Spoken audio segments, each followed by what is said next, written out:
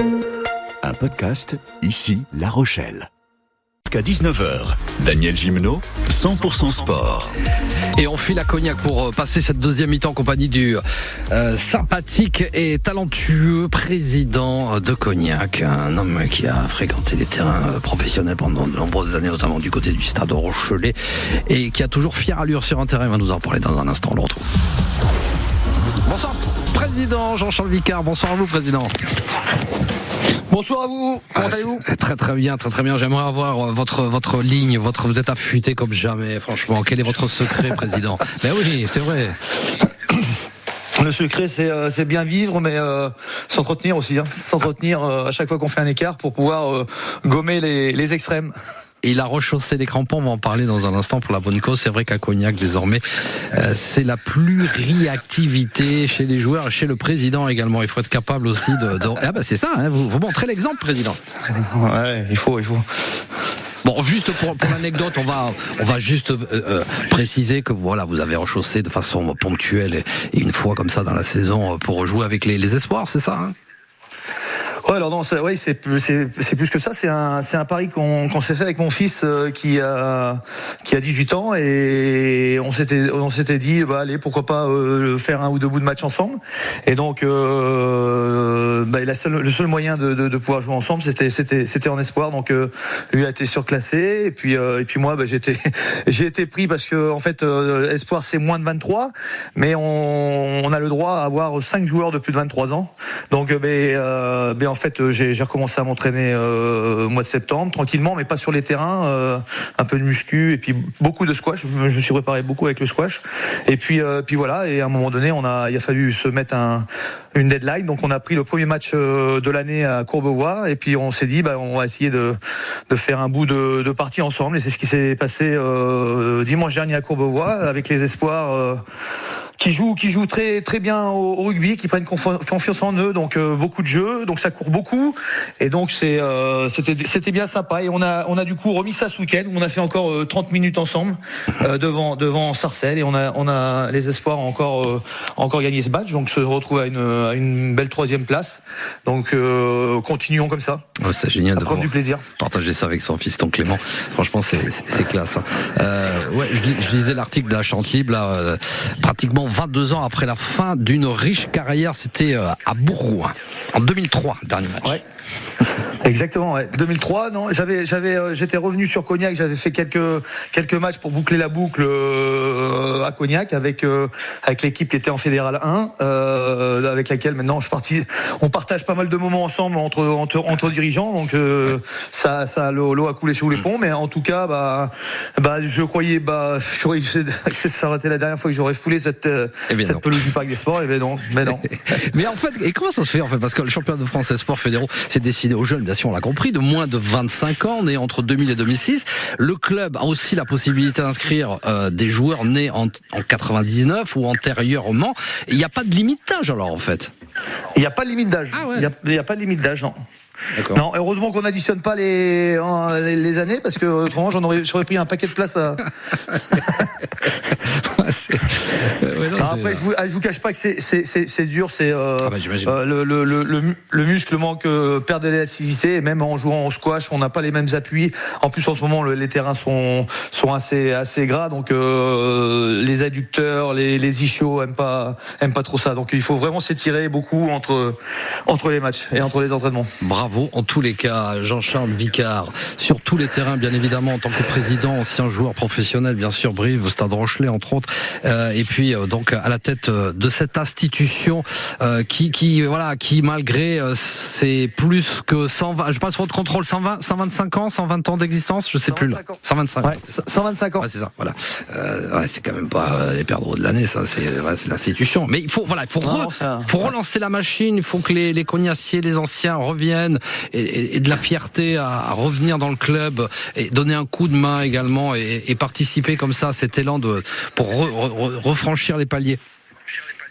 Ouais, c'est un boulot de chaque instant. Hein. C'est une association comme ça, sportive, c'est 350 jeunes à l'école de rugby. C'est un gros boulot. On se pose des questions sur l'avenir de ce club, parce qu'en fait, on n'a pas une ville qui est universitaire, hein, donc on est coincé entre Angoulême et La Rochelle, qui ont plus de choses à présenter. Donc il faut qu'on soit formateur. Donc on redevienne une grosse école de formation. Donc on est en train de mettre des choses en place. Pour pouvoir aller chercher nos jeunes dans les écoles, dans les quartiers, pour pouvoir en avoir le maximum sur le terrain et qu'on puisse dénicher quelques pépites. Ouais, développer les gamins, voilà, de donner envie aux enfants de reprendre le chemin des terrains de rugby, développer chez les jeunes du baby au U18. Hein. Exactement, ça passe par l'éducation, donc essayer d'avoir un projet de jeu qui soit attractif pour nos jeunes, basé sur du mouvement total. Donc ça, c'est des choses que on a commencé à faire avec un ancien international, un pote à moi, Olivier Magne, hein, qui enseigne la méthode Villepreux. Donc ça, c'est super, parce que en fait, c'est le mouvement total, hein, c'est ce que prône le Stade Toulousain. Donc on se rend compte que il est venu nous démontrer ça avec les U12, U14, U16. C'est du jeu pendant une heure. Il y a 50 minutes de jeu total. Donc c'est les gosses aiment ça, quoi. Et plus on leur en donne, et plus ils aiment ça, ils sortent ravis et bien transpirants. Au niveau de la santé du club, là, bien sûr, on revient pas sur les épisodes, la rétrogradation, les problèmes de budget. Les partenaires restent présents aux côtés, au contact. Bien sûr, l'enveloppe, la surface financière est plus réduite, mais enfin, il faut quand même faire vivre le club. Ouais, on a des partenaires qui jouent le jeu pour l'instant, même si le contexte économique cognassé se tend avec ce qu'on entend, hein, les taxes sur la Chine, le gouvernement américain qui peut aussi taxer les produits en entrée du territoire. Donc on n'a pas un avenir qui est totalement bleu au sein de l'économie locale, mais en tout cas on s'accroche. Les partenaires sont avec nous. On a quand même fabriqué une belle émulation avec le réceptif, avec l'événementiel qui est fait par on sert à déjeuner, les repas d'avant-match avec des belles enseignes, hein, l'association de la Bonne Chauffe, qui est une association entre le restaurant la Ribaudière et le Gueuleton. Donc c'est des chefs qui sont Cédric et Thierry, c'est des chefs qui sont Thierry et Julien, hein, parce qu'ils sont deux, ils sont très bons en cuisine, et donc on a tous les dimanches des choses qui sont sympas, et rien que pour ça, les partenaires sont contents de passer un dimanche au stade. Et puis des partenaires aussi qui proposent des formations en alternance pour vos joueurs, hein, voilà, trouver des boulots, trouver de l'activité économique aussi à ces jeunes qui peuvent venir vous rejoindre. Exactement, parce que l'année dernière tout le monde était professionnel, cette année tout le monde est pluriactif, donc ça veut dire oui, des formations, puis des entreprises. Il faut trouver des entreprises pour les stages d'alternance, et puis après des boulots tout court. Donc en ce moment, c'est pas facile de trouver des boulots à tous les joueurs. Donc on s'y emploie. On a des partenaires qui jouent le jeu, donc c'est vraiment sympa. Et puis il faut s'accrocher parce que on boucle juste les fins de mois. Hein, tous ces débuts de saison sont assez difficiles pour faire rentrer. Enfin, c'est petit souci de connexion avec Jean. Les coûts tous les mois, gérer au mieux les achats.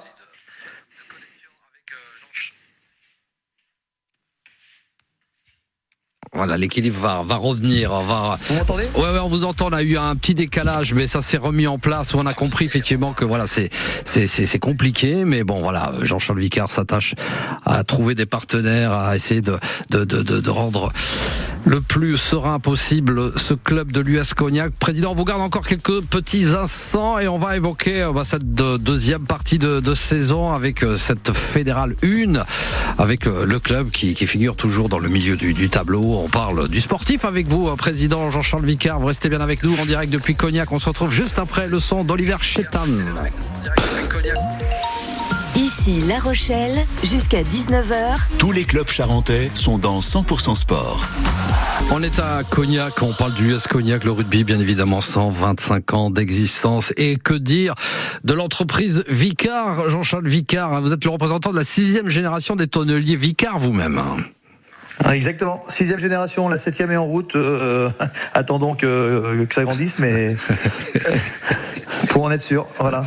Il a des journées bien remplies quand même, le président, parce que vous êtes président bien sûr du club qui est votre club de cœur, mais vous êtes tonnelier, vigneron, bien sûr passionné d'onologie. L'histoire de la famille Vicard également est directement liée à la création de l'école de tonnellerie de Cognac, non ?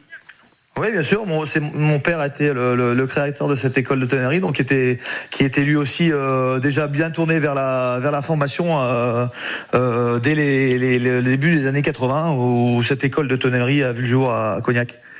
Avec là aussi, on retrouve toutes les composantes d'une équipe de rugby dans une entreprise. C'est l'esprit collectif, le goût du challenge, et puis la transition, la transmission également, ce que vous évoquiez, président. Bien sûr, et puis l'humilité, parce que on n'est jamais arrivé. On a toujours des améliorations à faire, des améliorations continues du produit, des innovations pour garder la tête du peloton.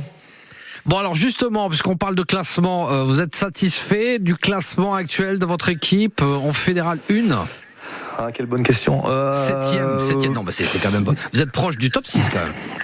On est proche du top 6, mais quand on voit les matchs, on n'a pas encore trouvé ce fameux déclic, ce match abouti qui nous permet de pouvoir jouer à un moment donné décomplexé et en pleine possession de nos moyens. Donc on le voit encore dimanche, on se fait peur, une pénalité qui prend le poteau, qui nous donne la gagne à la fin. Donc Sarcelles, je dirais merci au buteur de l'avoir mis sur le poteau et tant mieux pour nous. Peut-être que c'est la pièce qui tombe du bon côté parce que peut-être qu'on va mériter un jour de sortir de ces 2 années qui sont chaotiques. C'est difficile, reconstruire tous les ans une équipe à un niveau différent. Aujourd'hui, j'en discutais avec le coach, mon ancien coach Jean-Pierre Elissal que vous connaissez bien, oui. Dimanche. Et puis en fait, c'est ce qu'on disait, on n'a pas le Sazi qui va bien, ce leader de vestiaire, ce leader de terrain, pas le plus grand joueur, mais le papa, le type sur qui on peut compter, qui emmène les joueurs au fond. Donc il faut le trouver. Il faut qu'aussi les joueurs se prennent en main. On a des jeunes cognassés qu'il faut qui élèvent le son de la voix, parce que c'est à eux aussi de prendre les rênes dans les vestiaires. Donc on attend ça parce que il nous manque vraiment ce déclic pour pouvoir se décomplexer. Et puis on a les capacités de jouer, on a les capacités, mais on prend beaucoup de points à chaque début de match, on prend des points, donc est-ce qu'on prépare bien nos débuts de match? On sait toujours que les 20 premières minutes sur un terrain, si on n'a pas l'ascendant psychologique avec le combat, les matchs sont pas faciles à gagner, donc il faut le prendre, cet ascendant psychologique, et je sais pas si aujourd'hui on a les personnes qu'il faut dans les vestiaires pour emmener les garçons au fond. Donc il faut qu'ils se le trouvent, c'est à eux, c'est au coach à trouver ça. Voilà, il faut du temps. Faut qu'on soit patient malgré tout. On est sur le bord du terrain, on est dans les tribunes, on est impuissant à tout ça, donc il faut les laisser faire, arriver à les sensibiliser sur le fait qu'il y a tout un peuple derrière qui compte sur eux, des bénévoles, des partenaires, et ça faut qu'ils s'en rendent compte, et qu'il faut vraiment jouer pour le maillot et pour tout ce qu'il y a derrière, parce que nos bénévoles font un boulot énorme, et les joueurs ne peuvent pas les décevoir.